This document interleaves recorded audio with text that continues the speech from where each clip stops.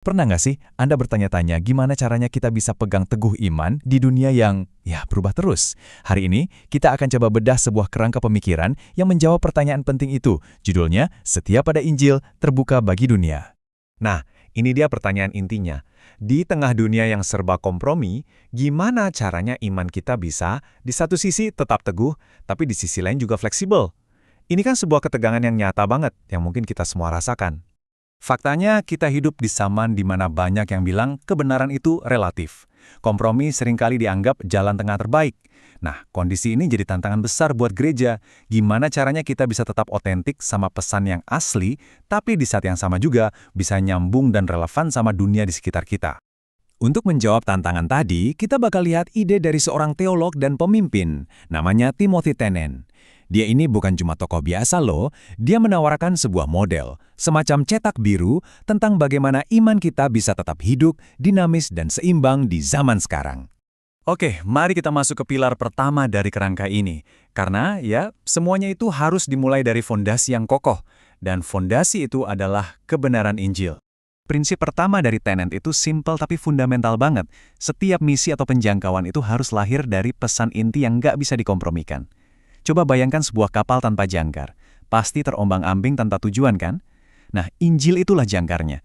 Dia yang menjaga kita tetap di jalur yang benar dan tujuannya jelas. Dan prinsip ini dikuatkan lagi oleh ayat dari Yudas ini. Coba perhatikan deh kata-katanya. Berjuanglah. Ini bukan sikap yang pasif ya.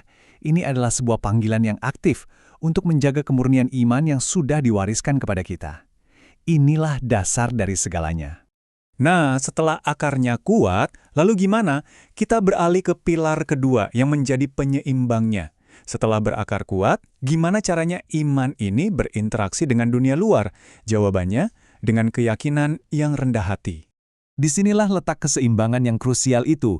Seringkali, kalau kita sangat yakin dengan iman kita, orang lain bisa menganggapnya sebagai arogansi.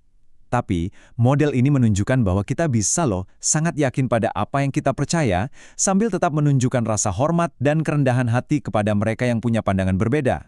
Ayat ini dengan sangat indah menggambarkan gimana keyakinan dan kelembutan itu bukan dua hal yang bertentangan.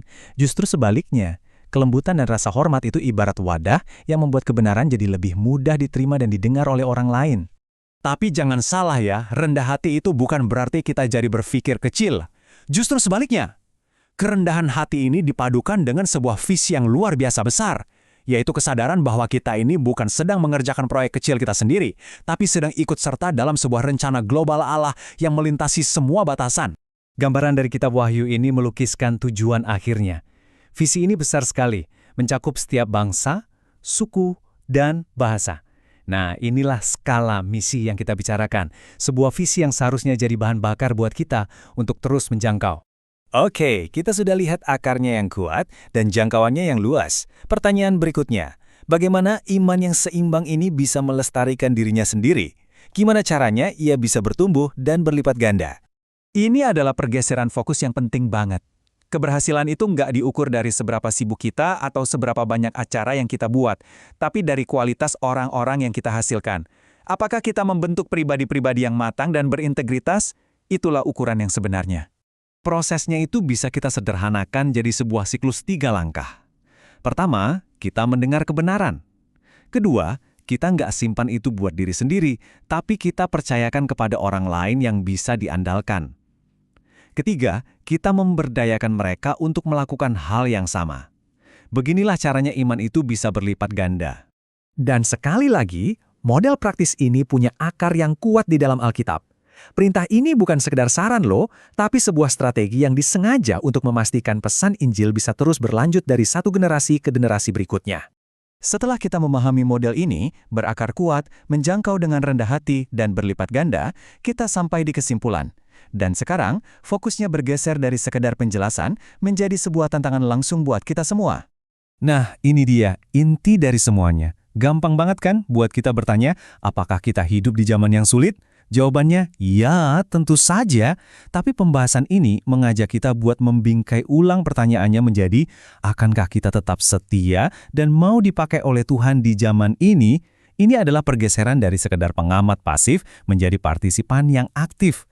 Dan kita akan menutup pembahasan ini dengan sebuah janji yang penuh harapan.